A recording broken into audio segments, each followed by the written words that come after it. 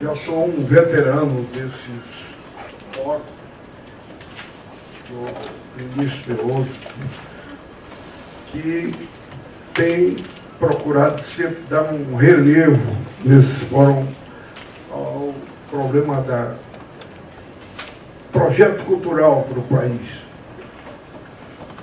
Mas a gente está pregando um pouco no deserto, porque poucos são os homens públicos e governos que entendem ou não querem entender a relevância da cultura e da produção cultural para o país. Eu estou me baseando aqui, esse meu texto, numa grande entrevista do grande cineasta e pensador Roberto Rossellini, que ele concedeu em 1971, e parece hoje, é uma entrevista que é dos dias de hoje. Uma das coisas que me chamou muita atenção foi essa questão das 24 horas de um dia em que os homens e mulheres contemporâneos de todas as partes do globo terrestre dispõem de cerca de 4 horas livres, uma vez que as outras 20 horas são preenchidas com trabalho, 8 horas, repouso noturno, 8 horas, afazeres domésticos, 4 horas. Portanto, ao longo de 7 dias, vezes 4 horas, resultam 28 horas livres, que por sua vez, multiplicadas por 28 horas semanais, por 52 semanas, que tem cada ano, chega-se à conclusão que as populações de todo o mundo dispõem de 1.456 horas livres, ou seja, disponíveis para ler, ir ao cinema, ao teatro, assistir televisão, frequentar museus, passear, praticar esportes, ouvir músicas, assistir shows, etc, etc. Esse tempo livre e disponível das populações é o grande mercado que dispõe a indústria e o comércio do entretenimento e do lazer cultural, que até este ano de 2016 atingiu a cifra de negócio de 1 trilhão e 800 bilhões de dólares ano. Continuará crescendo neste nível até 2020, quando a cifra de negócio estará alcançando o patamar de 2 trilhões 300 bilhões de dólares e a 2 trilhões e 500 bilhões de dólares ano. Vai ficar entre 2 trilhões e 500. Esse tempo livre e disponível das populações, devia ser uma preocupação básica dos governos de cada país. Não é o que acontece.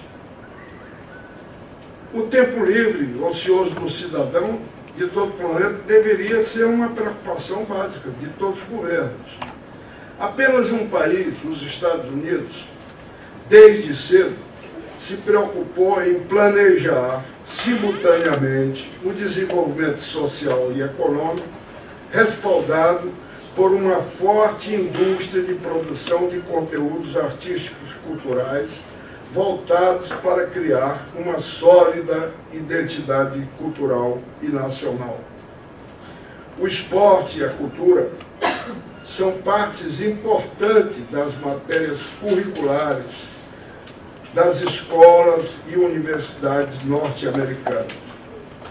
Os museus, as bibliotecas, os teatros, as quadras esportivas, as salas de cinema fazem parte da vida cotidiana das pequenas, médias e grandes cidades dos Estados Unidos.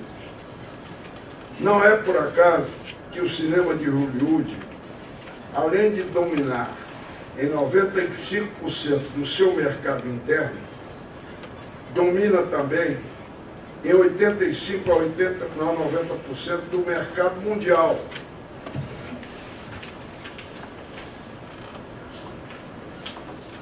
Dos conteúdos audiovisuais, lidera também, na mesma medida, a indústria e comércio fonográfico. O mesmo acontece com relação à indústria e o comércio editorial. Quer dizer, os Estados Unidos têm uma forte indústria cultural e um forte sistema de comercialização dos seus produtos. Considerando o surgimento de outros segmentos da indústria cultural, resultante das novas tecnologias, ou seja, a era digital, constata-se o mesmo fenômeno, o domínio hegemônico dos conteúdos norte-americanos, que é exercido não só no vigoroso mercado interno, como no mercado internacional. Esse fenômeno ocorre não é apenas em consequência da capacidade tecnológica de sua indústria cultural, ou pelo talento criativo dos artistas e produtores culturais norte-americanos, ou pelo reconhecido pragmatismo empresarial yankee, que sempre soube valorizar sua rede de distribuição, inclusive conseguindo acordos das organizações internacionais de comércio da livre circulação dos produtos e objetos culturais. Essa é uma coisa que foi desde o GATT e hoje perdura nos acordos da Organização Mundial do Comércio, essa livre e agora chamado da diversidade cultural. Quer dizer, eles atuam também na sua diplomacia, nas suas políticas diplomáticas. Esse é o problema da indústria cultural. Em grande parte, esse fenômeno acontece e se reproduz devido à indiferença dos governos dos países periféricos e até mesmo dos países centrais, como o Brasil, que deixou de ser uma economia periférica, hoje figurando entre as 10 maiores economias do planeta, e não se dá conta que a produção de energia limpa e renovável de alimentos orgânicos e saudáveis, e também a produção de conteúdos artísticos e culturais, são as 3 maiores opções para o crescimento econômico, social e político das nações. Dessas 3 opções, o Brasil, razoavelmente, já embarcou em 2, na produção de alimentos, com base numa robusta performance tanto do agronegócio quanto da agricultura familiar. Não despertou, entretanto, para a possibilidade de formular um plano estratégico visando a implementação de uma forte indústria cultural. A viabilidade para alcançar esse objetivo é total, pois temos um mercado interno dinâmico e poderoso para consumo de conteúdos culturais que, de acordo com o recente relatório da Pricewaterhouse, vem crescendo acima da média mundial, tornando o Brasil, juntamente com a China, líderes no ranking geral do setor, saindo de 11 bilhões de dólares em 2001 para 23 bilhões de dólares em 2010, e agora, em 2016, atingiu 60 bilhões de dólares. Até o ano de 2020, a previsão é que o mercado brasileiro atingirá a marca dos 80 a 90 bilhões de dólares. E talvez até acima de 100 bilhões de dólares. Porque as novas tecnologias, os games e tudo, vai aumentar muito isso. Talento criativo e capacidade produtiva temos de sobra. Basta citar os recentes exemplos das cerimônias de abertura e encerramento dos Jogos Olímpicos do Rio de Janeiro e a demonstração permanente do Carnaval, dessa maior festa popular do mundo, que gera, segundo aqui o Luiz Carlos Prestes fez um estudo da economia do carnaval, que é uma coisa estupenda.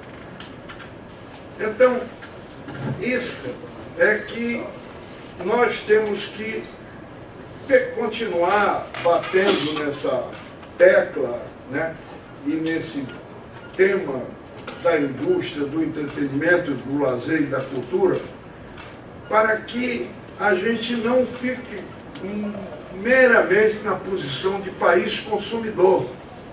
É a mesma coisa que é correr com o Brasil com suas matérias-primas, por exemplo, nas suas reservas de ferro. Né? Não tinha indústria siderúrgica e entregavam ao ouro ao bandido.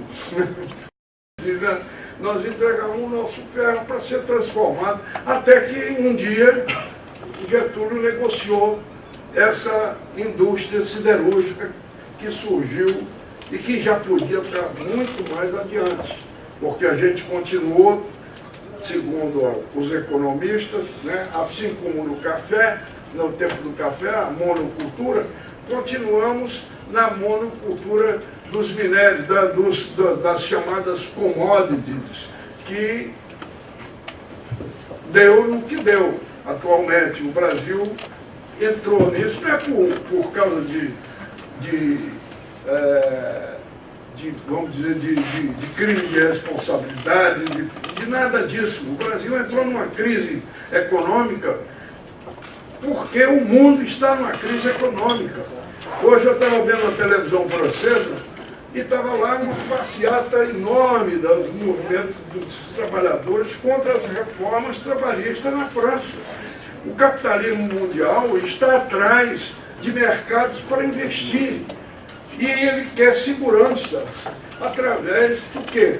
Através de uma melhor condição de investimento, de redução dos direitos dos trabalhadores, da mão de obra, chamado movimento. Agora o Brasil precisa explorar a sua mão de obra para si mesmo. Não precisa a gente embarcar nessa onda de que a nossa crise é por causa da nossa causa. A nossa crise, e eu, para finalizar, gostaria de que os senhores todos conseguissem entrar na internet e localizar um negócio chamado A Verdadeira História do Clube Bilderberg. Entrem na internet e tirem esse, eu já fiz uma cópia, eu tenho algumas cópias, né, que é a história de um governo supranacional que está se instalando no mundo, que até 2050, segundo o projeto desse clube, não haverá governos nacionais.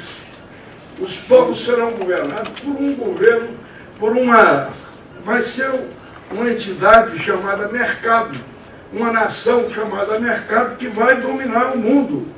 Está lá isso é uma reportagem de um jornalista, Daniel Stulin,